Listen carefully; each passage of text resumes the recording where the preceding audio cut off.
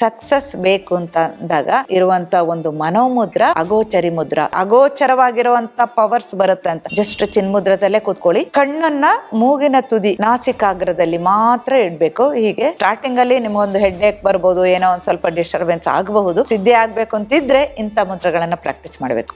ಎಲ್ರಿಗೂ ನಮಸ್ಕಾರ, ನಾನು ಡಾಕ್ಟರ್ ಲತಾ ಶೇಖರ್. ನಮ್ಗೆ ಜೀವನದಲ್ಲಿ ಯಾವ್ದೋ ಒಂದು ಆಶೆ ಆಕಾಂಕ್ಷೆ ಇರುತ್ತಲ್ವಾ, ಅದೆಲ್ಲ ಫಲಿಸಬೇಕು ಅಂತಿದ್ದಾಗ ನಿಮ್ಮ ಮೈಂಡ್ ತುಂಬಾ ಸ್ಟ್ರಾಂಗ್ ಇರ್ಬೇಕು. ಆ ವಿವೇಕ ತುಂಬಾ ಚೆನ್ನಾಗಿರ್ಬೇಕು. ಆಗ ಮಾತ್ರ ನೀವು ಓದೋ ದಾರಿಲಿ ನಿಮ್ಗೆ ಸಕ್ಸಸ್ ಅನ್ನೋದು ಕಾಣಿಸ್ಕೊಳ್ಳೋದು. ಈ ಸಕ್ಸಸ್ ಬೇಕು ಅಂತ ಅಂದಾಗ ಇರುವಂತ ಒಂದು ಮನೋಮುದ್ರ ಅಗೋಚರಿ ಮುದ್ರ.